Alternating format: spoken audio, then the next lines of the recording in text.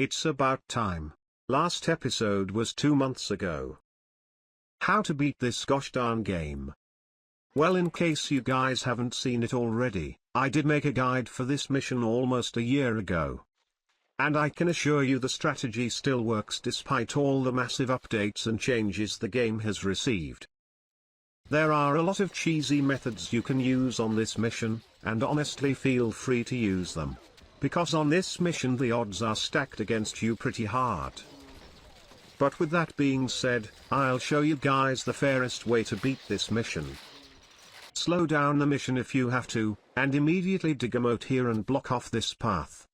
Get all the necessary buildings, try to stay below 2 hovels, and make a billion Fletchers. Because you're pretty much relying on producing something out of thin air, and Fletchers are perfect for that. And then place down at least 2 square towers right here. It's actually better to place them on the right side of the path, because for some ungodly reason the ballistas keep missing their shots when the tower is placed on this side. Sell all of your food, buy crossbows and recruit some crossbowmen. And get ready for the bloodiest defense mission of your life. And by the way, you can place a dairy farm here and make leather armor. That's the best use of this farmland. And from there you must somehow balance out your losses, and try to snipe every single siege engine using your ballistas. If their siege engines are left alone for too long, you might lose the mission in an instant.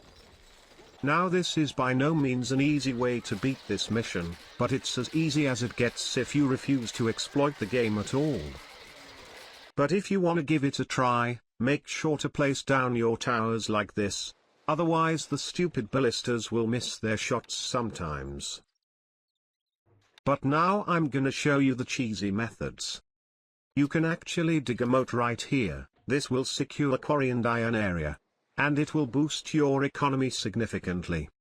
But if you're going to do this, make sure to do it as soon as the game starts, otherwise Nizar will control this area before you. And here's how we're going to place our walls and towers. Instead of enclosing our keep, we can make a maze and delay their melee units as much as we want. Man your towers with about 30 crossbowmen, 4 shields, and 2 ballistas.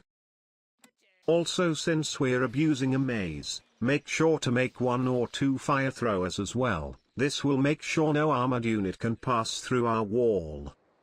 And now that's pretty much a perfect defense. You'll never lose your crossbowmen because of the shields, and you'll never be outnumbered by the swordsmen because of fire throwers. You still have to pay attention and make sure the siege engines don't deal too much damage. Make sure to target fire them using your ballistas if siege engines ever get close to you.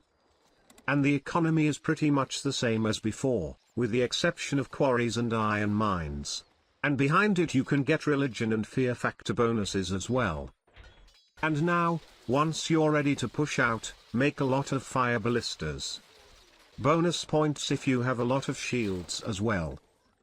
Bring a few crossbowmen with you, because as soon as you open this path, the enemy attacks will start pathing through this area as well. And as you can see, we'll start by slowly pushing through Nizar's defenses. Slowly approach Caliph's castle, but don't get too close, you don't want to be set on fire. Eventually you'll secure this area, and you can start killing them one by one. Once you're done with Caliph and Nizar, you're gonna have to deal with Emir next. Just don't rush in like a baboon like what I did here. Bring your fire ballistas and take it slow.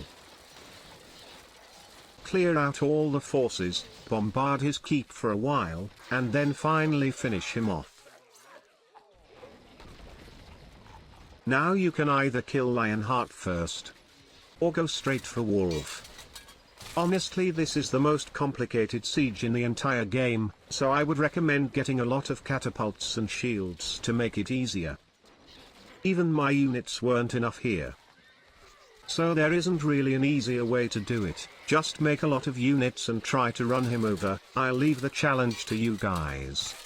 And that pretty much covers every difficult part of this mission.